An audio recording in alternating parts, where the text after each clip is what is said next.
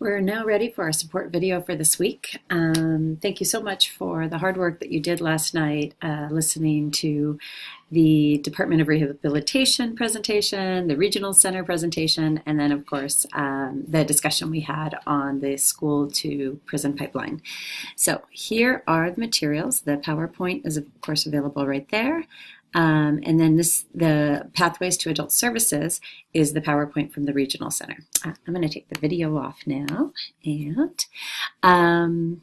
The big thing this week is I want you to read Chapter 4 of the Kelly Amper book. And then I also have this article by Dr. Aceves around community, diverse families, and working with diverse families in transition. So community organizations and supporting special education advocacy with diverse families. She'll be our speaker next week. So come with your questions. She's a really wonderful, wonderful professor from up at Loyola Marymount University. The only thing that you have to turn in for this week is the critical reflection, which we mostly got done last night. And then the culturally responsive transition project, that's the PowerPoint that your student is completing around their transition plans, and it's either the functional, the elementary, or the secondary level.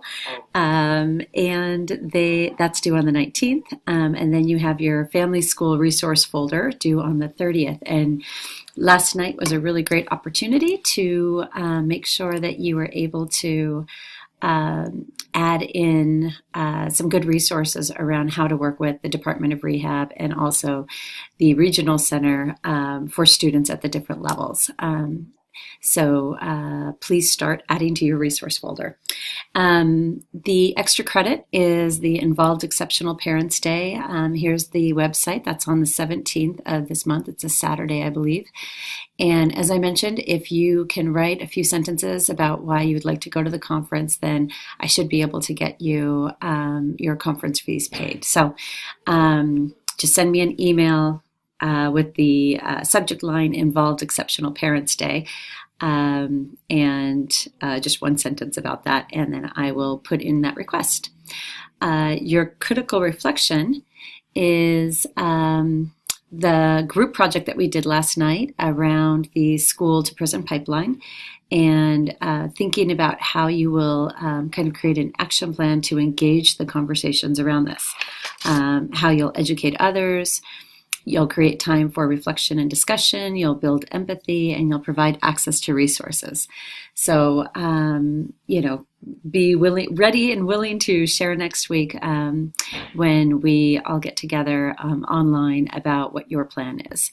And then, of course, the same 2 takeaways and 1 comment about the presentation from the DOR and from the Regional Center.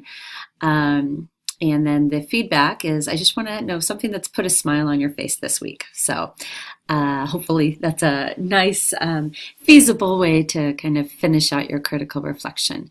Some other things I wanted to show you is I did update the syllabus and put a new copy online, but I mentioned the new Jim Crow Mass Incarceration and the Age of Colorblindness book that I showed you last night, and there's the citation for that. And then also Dr. Aceves' article, and actually I have an article in this same book as well around the PowerPoints that I didn't require you to read, but anyway, it is, this book is where I got both of those articles from. And then some updates. Oops, it's just scrolling down to our calendar. We were in the Warren Auditorium this last week. We're going to be Zooming in for Dr. Aceves. And I did not get this done. And then on the 19th, we will actually be in MRH 127. And then we'll have spring break, and you actually have 2 weeks of spring break because we're meeting on Mondays. Then we're going to come back for a Zoom meeting. We'll have one last event in Han 111, although I'll see if we can also get the 127 for this one, and I'll let you know as soon as I know. And then we'll have the guest speaker on Zoom. Then we'll be meeting in Han 111. And then finally, on Saturday, May 5th, we will be at Gompers Preparatory Academy in room 62. And then also the second half of that day at the University of San Diego. So hopefully this will work out and we will make it through the rest of this term.